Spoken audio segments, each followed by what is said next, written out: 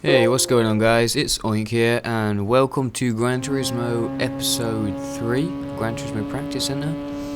And in this episode I'm going to be doing a track walkthrough. Now what that involves basically is taking you around a particular track. In this case I'm going around Leguna Seca, and I'm basically teaching you guys how to approach each corner, how to when best to brake, what kind of lines to take, that sort of thing. I'll be breaking it down, bringing some on-screen things up so you can get a nice visual view of how to take the corner, that kind of stuff. I'm just giving you a nice little guided tour in my little Suzuki Cappuccino here. Just for those of you that aren't familiar with the track, so you can just see it, I'm just taking you around nice and slowly here. This is definitely not an advised thing to do, or this route or anything, but I'm going to be getting into depth on each corner here in a Nissan GTR in a moment, and it's quite an all-round car. It's quite fast cornering, it's reasonably speedy, got good brakes, so I felt that was a pretty decent car to pick just to show you guys. Now there's one thing you have to bear in mind, and that's that it's gonna change depending on what car you're using. The one thing I can tell you there is learn the track for your car. Take my advice and apply it to your own car, and I guess your own driving style as well. The tips I'm going to give you, you can apply them in different places and for different vehicles as well. So don't just assume you can do everything that I do if you're using a different car, because it will vary. But you should be able to get the basic idea of what's going on. So let's get straight into it then. Nissan GTR. So first corner then, you can see I've highlighted that little cone there on the right hand side. It's a really good idea to make good use of the things on the track as guidance. So each time I come around I see that's when I'm going to be braking. I tend to brake earlier than the suggestion says. You're coming downhill, so you pick up more speed, and you can often end up ending up on the other side of the track. If you brake a bit early, you can take it nice and controlled. Again, this corner is more straightforward. Brake for the full length. You want to be aiming, and I'll show you this now. You want to be aiming right for the apex. Now, I've cut this a little bit wide, but that green section there is where you want to be heading for. If you can get that, you can keep the speed really high. You can you won't need to brake as much, and you'll have a really nice line as well. If you end up just slightly off the edge here, that's not a problem. You won't lose too much speed, maybe 2 or 3 miles per hour, or I don't know what it is in kilometers if you use kilometers, but not too much. Same again, this corner is a high speed corner. You want to just tap the brakes, head across the apex of the corner, and then end up wide. Just noting here that this dark brown stuff on the left hand side that I just highlighted in red, that won't slow you down too much, so don't worry if you end up on that. This corner actually I find is probably one of the hardest. You're expected to accelerate right through the corner, but I find it's really hard to actually take the suggested line. Brake for the full amount of time, accelerate, try and take the corner quite sharp, but as long as you end up wide, you've got it right. Now, this is probably a crucial element. This is a corner where you can get it nicely. So what you notice is the corner is actually cambered, and on the outside it's higher than the inside. You want to use that to your advantage. If you start wide and cut inside, you'll actually be taking the corner with the slope. You'll get more speed, you'll be able to take the corner tighter, and often you can accelerate through up the hill because you've kept your speed. Other people will slow down more and then be going slower up the next hill, whereas you'll be able to keep your speed and get past people on the hill that's after this. So you can see there, I brake a bit later than it suggests, cut right across the inside. You can see the hill there as I dip through, and then I've kept my speed for the uphill section there.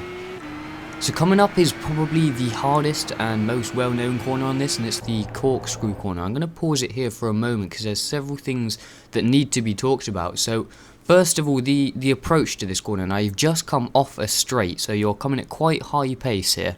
That means you're going to have to brake early. Braking early on this track means braking on an uphill section.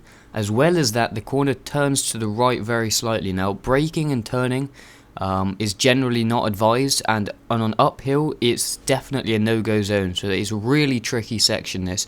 You want to apply the brakes slowly, and if you watch the brake meter in the bottom left, you'll see that I apply the brakes slowly to avoid skidding, but maintaining a slowish speed. I can then just keep my speed up onto the flat section and then brake hard into the corner.